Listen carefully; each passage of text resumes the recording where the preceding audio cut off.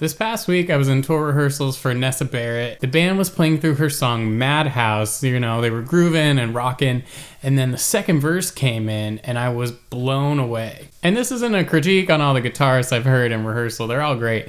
But this is the first time I can remember hearing a part and a tone come in and being like, whoa, what is that? Anyway, I love the tone and had to have it. And I think you should have it too. So let's recreate it.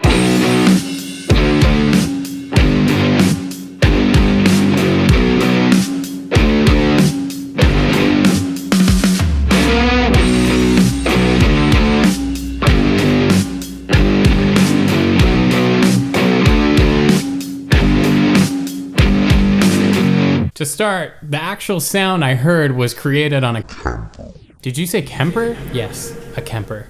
Ridiculous. I don't have a Kemper, but I do have a few pedals that I think is going to get us really close to that sound. So I'm going to use them to turn my guitar into a fuzz bass. Sick! First things first, if you listen to the record, there's actually a fair amount of clarity from the guitar world, especially for how fuzzy it is. There isn't a sub octave because there's an actual bass, but we're gonna go for what they're doing live, which I think is just so much cooler. Since we wanna try and get a clean attack on each one of the notes, I opted for a single coil guitar. I'm using my Telecaster as you saw.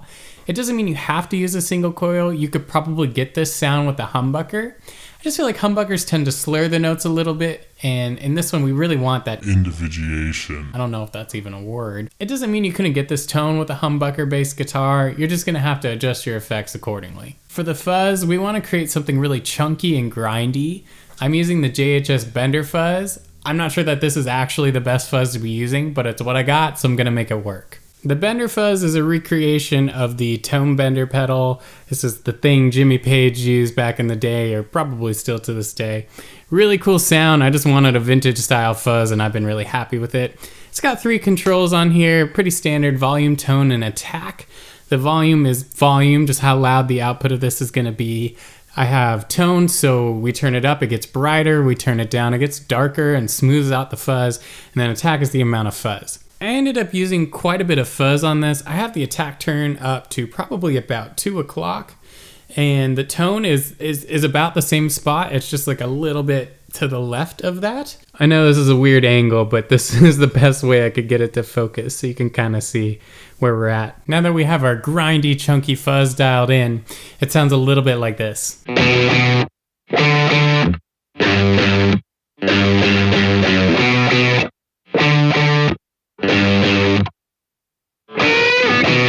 Now we're gonna need something to lower the pitch of our guitar to put it in that bass range, and I am grabbing the EHX Micropog. But any sort of pedal that lets you lower your guitar an octave is gonna work just fine. For those of you unfamiliar with this pedal, it has 3 controls. There's a octave up, an octave down, and then a dry signal. So it basically lets you do any sort of variation of how loud you want the octaves to be, up or down. You could do it simultaneously while mixing in the dry, unaffected, or at least whatever your guitar sounds like going into this signal. This is honestly a super dope pedal that I miss having on my board. What we need is the sub octave, so I actually initially just turned the sub octave all the way up and the dry signal all the way off and got this sound.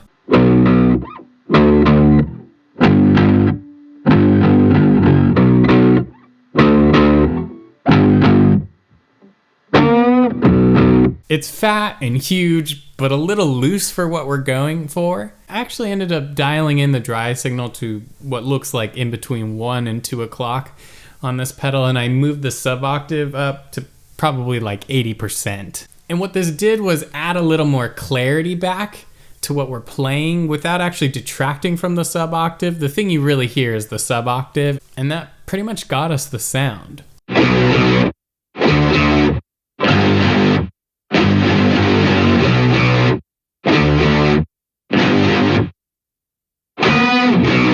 But something wasn't quite right about the sound, and I thought about it for a second, and lately I've been really into signal flow and kind of rethinking how I have my pedals set up. And currently in this configuration, I had the fuzz going into the Pog. And I thought, well, since it sounded like the Pog was having a hard time tracking the octave. Maybe the way to tighten it up is we have the Pog go into the fuzz. So we actually changed the pitch content of our guitar first while it's in its cleanest form. So that should give this a really good shot at getting it right. And then we fuzz it up and make it all junky and crazy sounding. And sure enough, by doing this, it got rid of that sort of warped guitar synthy sound that was going on and turned it into a bass guitar with a lot of fuzz. And now I'm rethinking my whole life because I have always had this after the drives, and I'm thinking, wow, I could have sounded so much better. Alas, we can make up for lost time now. This pedal doesn't even live on my board, so I'm not sure why I'm too worried about it. Anyway, I think we've nailed the sound, and this is what we have.